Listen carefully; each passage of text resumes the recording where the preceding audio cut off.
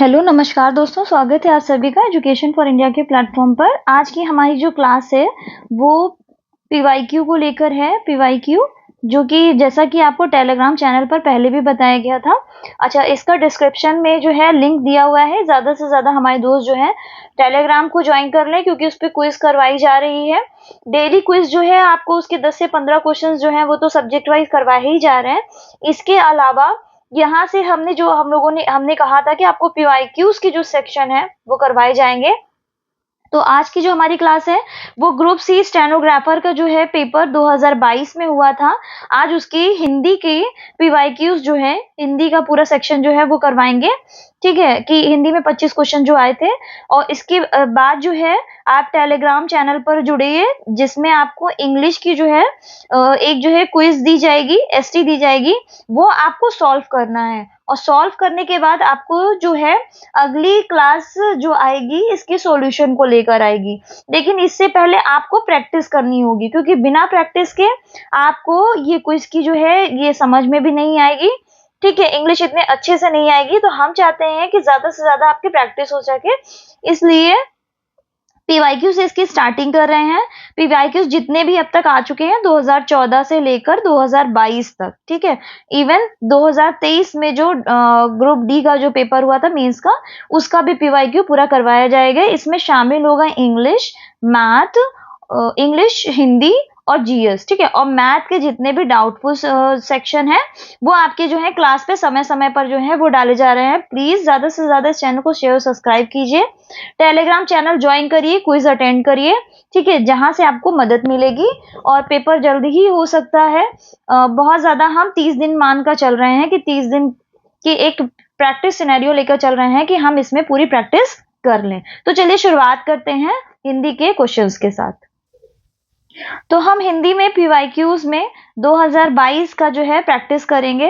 Group C stenographer परीक्षा जो हुई थी, ठीक है, इसमें पीवाईक्यूज होंगे। और ये लगभग पीवाईक्यूज जो है 2014 तक जितने भी अब तक पेपर हो चुके हैं, ये सभी क्वेश्चंस की जो है प्रैक्टिस करवाई जाएगी। तो पहले क्वेश्चन से हम इसकी शुरुआत कर।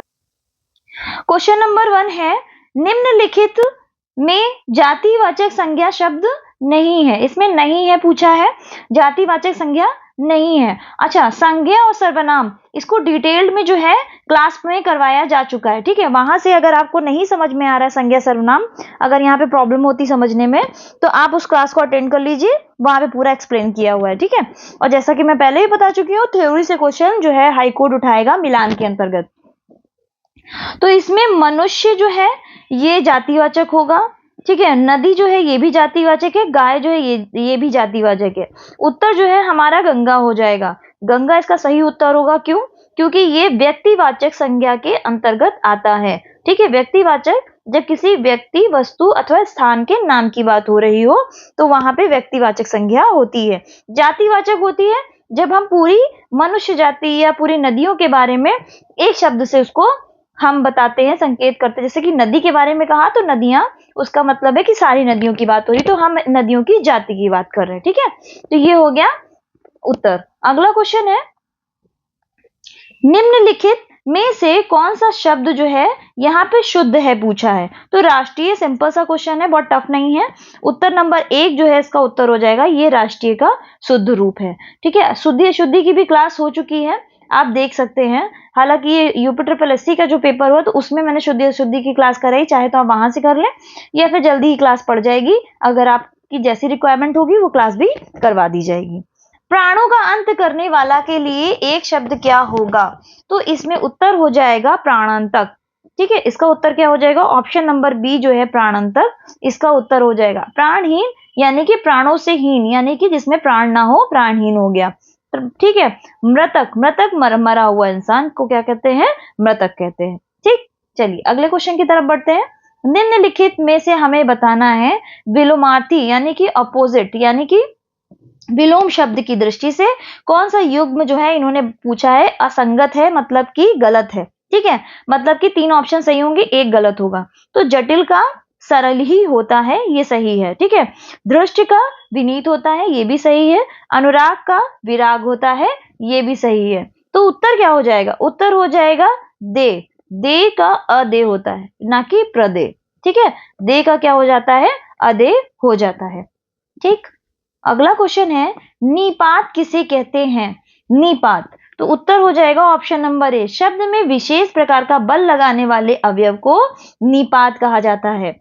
जानते हैं हम निपात होता क्या है। तो निपात जो है, इसका प्रयोग जो है, ठीक है, ये निश्चित शब्द, ठीक है, या फिर शब्द समूह की बात करें या फिर पूरे वाक्य की बात करें, चाहे हम पूरे वाक्य की बात करें, ठीक है, इनके अन्य अन्य भावार्थ प्रदान करने के लिए इनका प्रयोग होता है, मतलब कि अन्य अर्थ प्रदान करने के लिए, ठीक है, इनका प्रयोग होता है। इसके अलावा अगर हम बात करें तो ये सहायक शब्द होते हैं, लेकिन ये वाक्य का अंग नहीं होते। सहायक तो होते हैं वाक्य में, लेकिन उनका अंग नहीं होते हैं। ठीक है, निपात में जैसा कि मैंने बताया कि ना इसका कोई लिंग होता है ना वचन होता है। ठीक है, इनका प्रयोग जो है अवयवों के साथ होता है। अच्छा, 9 तरह के निपात होते हैं, बताया था मैंने 9 तरह के कौन कौन से होते हैं। जैसे कि सकारात्मक निपात होता है, सकारात्मक जैसे कि हाँ जी, ठीक है। नकारात्मक में होता है जैसे कि ना जी, नहीं जी, है ना, ये नकारात्मक में हो गया। निषेधात्मक होता है निपात, जैसे कि मत, खबरदार, ठीक है। प्रश्न बोधक होते हैं निपात, जैसे कि क्या, कब, ठीक। इसके अलावा विस्मयादिबोधक भी होते हैं, जैसे कि काश, क्या, ये क्या है, विस्मयादिबोधक होते हैं। बल प्रदायक निपात भी होते हैं। बल प्रदायक में अगर देखें जैसे कि ही, केवल, ठीक है। मैं जो बोल रही हूं उसको लिखते जाइएगा, मैं लिख नहीं रही हूं पूरी तरीके से, जो प्रकार बता रही हूं उसको चाहे तो लिख लीजिए, और उसके उदाहरण बताती जा रही हूँ। ही, केवल, ठीक है, तक, पर, सिर्फ, ये किसका हो गया, ये हो गया बल प्रदायक का। वहीं पे अब अगर हम बात करें तुलनात्मक की, ठीक है, तुलनात्मक में देखें तो हो जाएगा सा, आदि, ठीक है, ये तुलनात्मक के अंतर्गत आ जाएगा। वहीं पे बात करें अवधारण बोधक, ठीक है, इसके अंतर्गत निपात कौन कौन से आते हैं, जैसे कि ठीक, करीब, ठीक, तकरीबन, लगभग, ये किसके अंतर्गत आते हैं, अवधारणात्मक बोधक, ठीक है। आदर के अंतर्गत आ जाएगा जैसे कि जी, जैसे किसी की आज्ञा मानते हैं ना, तो जैसे जी शब्द लगाया तो ये क्या हो गए, ये निपात हो गए। ठीक है, यहां समझ में आ गया होगा निपात किसे कहा जाता है। अब अगले क्वेश्चन की तरफ बढ़ते हैं। निम्नलिखित में से शुद्ध वाक्य हमें बताना है, इसमें शुद्ध वाक्य कौन सा होगा। ठीक है, फटाफट से आंसर देख लेते हैं।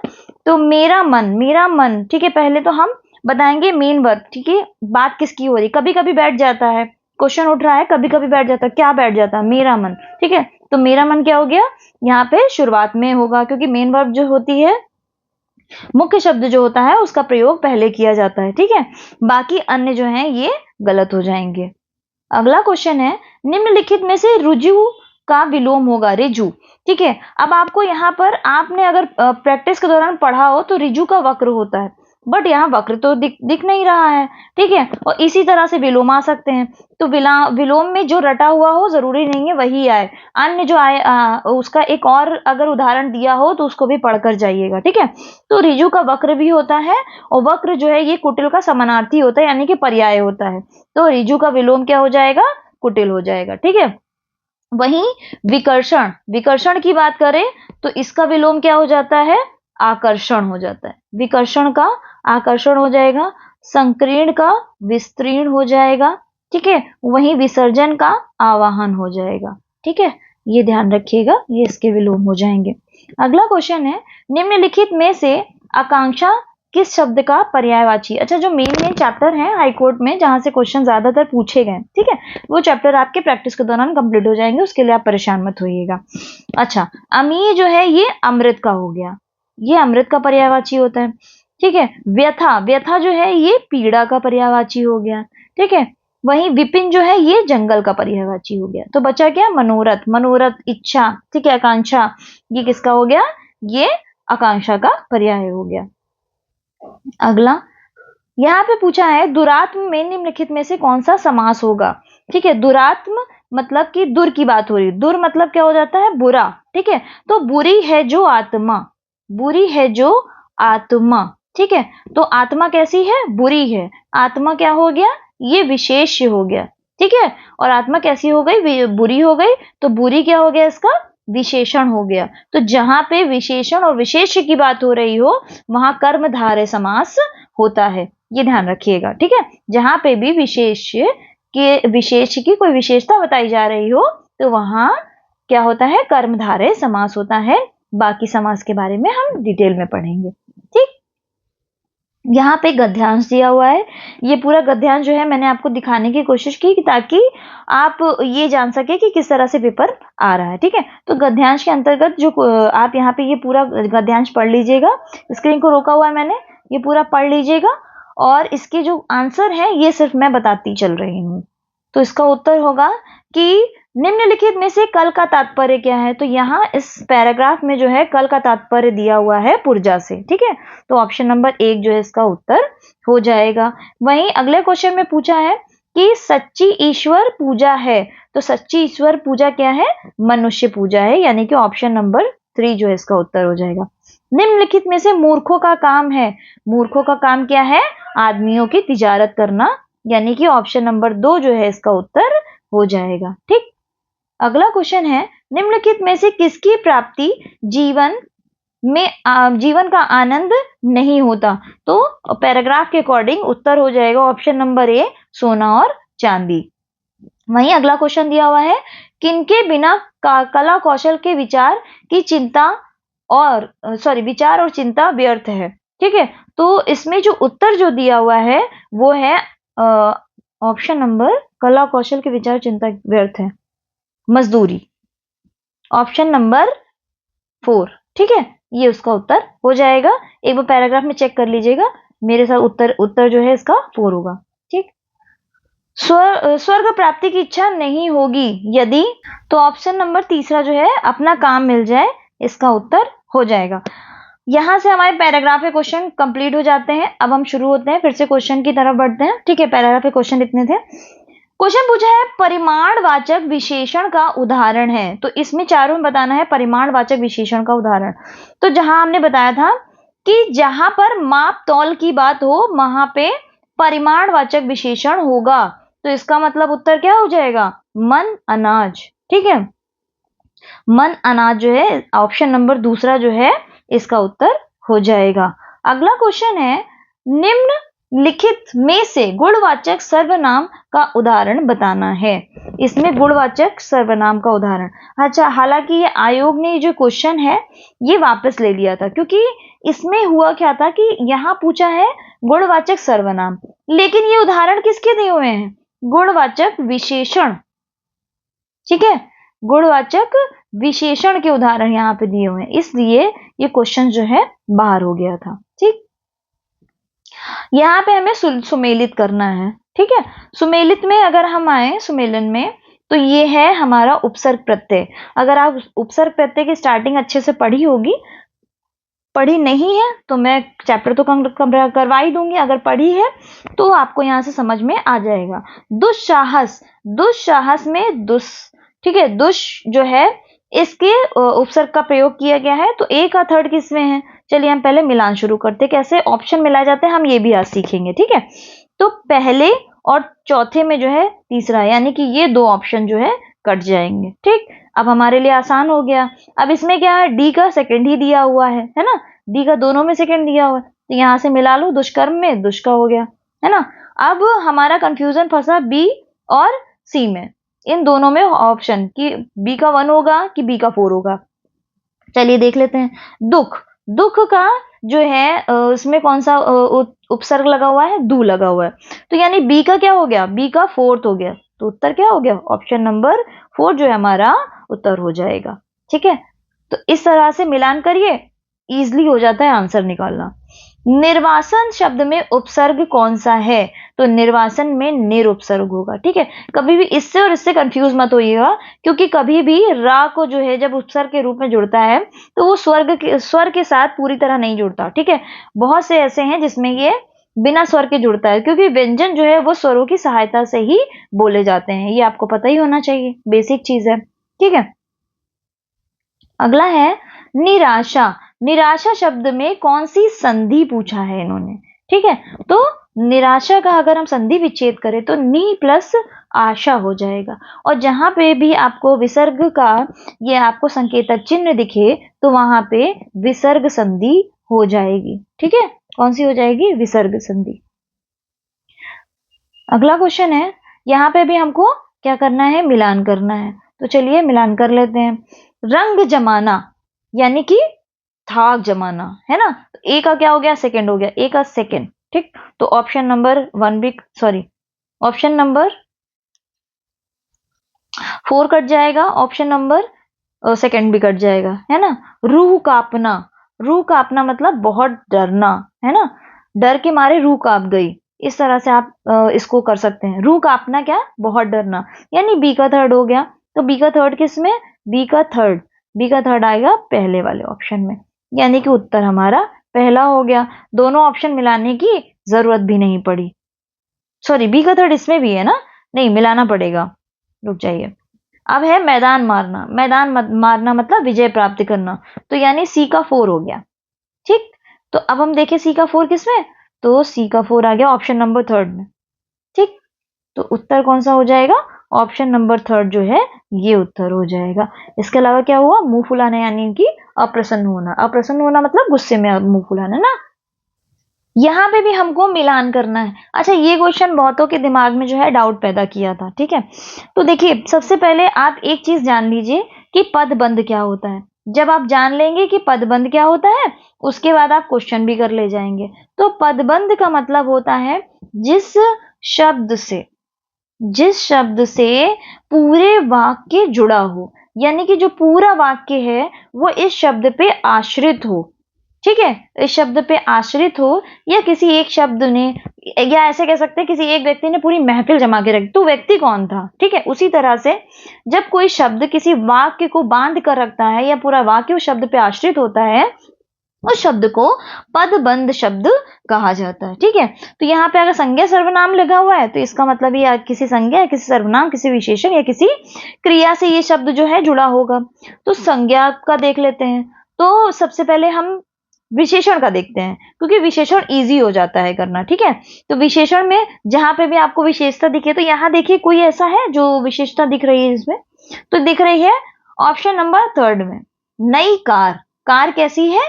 नई है, तो ये कार जो है विशेषण हो गया, और ये सॉरी विशेष हो गया, और नई इसकी विशेषता हो गई, तो यानी कि सी का थर्ड हो जाएगा। तो हम देख लेते हैं सी का थर्ड किसमें है। सी का थर्ड इसमें है, सी का थर्ड इसमें, यानी ऑप्शन नंबर सेकंड भी कट गया और फोर्थ भी कट गया। ठीक, अब पूछा है क्रिया, ये शब्द जो है इजी हो जाते हैं डिटेक्ट करना, इसलिए मैंने आपको पूछा, क्योंकि संज्ञा सर्वनाम में अक्सर कंफ्यूजन होता है। क्रिया देखिए कहां पर आपको क्रिया दिख रही है, तो आप वहां जाकर, ठीक है, जाना क्रिया हो गई, आप वहां जाकर बैठिए। ठीक है, तो डी का 1 हो गया। तो हम देखें डी का 1 किस में है, तो ये दो ऑप्शन थे हमारे, और डी का 1 हमारा ऑप्शन नंबर 1 में, यानी कि उत्तर निकल आया। क्योंकि अगर कोई भी आपको ये मिलान फंसाएगा ना, तो कभी भी आप जो भी सॉल्व करिएगा वो नीचे से सॉल्व करिएगा, जल्दी आंसर मिल जाता है। ठीक है, ऑप्शन नंबर ए जो है इसका उत्तर हो जाएगा। तो ए का 4 हो गया संज्ञा का। ठीक है, मुझे मुंबई वाली ट्रेन से जाना है, और बी का सेकंड हो गया सर्वनाम, बहुत बोलने वाले आज तुम चुप क्यों हो। ठीक, ये हो गया क्वेश्चन, ये प्रश्नवाचक सर्वनाम का उदाहरण है। ठीक है, चलिए अगला क्वेश्चन है, शब्द का वर्ग किस आधार पर तय किया जाता है? अर्थवत्ता के आधार पर, आकार के आधार पर, स्वरूप के आधार पर, गुणों के आधार पर। यह भी क्वेश्चन जो है आयोग ने वापस ले लिया था, क्योंकि शब्द जो है इन चारों के अलावा उत्पत्ति के आधार पर भी, ठीक है, शब्द वर्ग को तय किया जाता है, तो इसलिए इसको जो है क्वेश्चन से इसको जो है बाहर कर दिया। हम आपके सामने ये क्वेश्चन इसलिए भी रख रहे हैं ताकि आपको पता तो हो, ठीक है, कि किस तरह से क्वेश्चन आए थे। ठीक, आखिरी क्वेश्चन है, बैन सुनिया जबते मधुर, बैन सुनिया जबते मधुर तबते सुनत न बैन। इसमें पूछा गया है कि कौन सा अलंकार होगा, तो इसमें अलंकार हो जाएगा विरोधाभास अलंकार। अगर हम अलंकारों को लेके चले तो अलंकार कितने प्रकार के होते हैं? अलंकार 3 तरह के होते हैं। कौन कौन से? शब्दालंकार, अर्थालंकार और उभय अलंकार, है ना, उभय अलंकार। ठीक है, ये अलंकार की क्लास में हम डिटेल में पढ़ेंगे। अर्थ अलंकार के अंतर्गत आ जाता है विरोधाभास अलंकार। ठीक है, इसके अंतर्गत आएगा विरोधाभास अलंकार।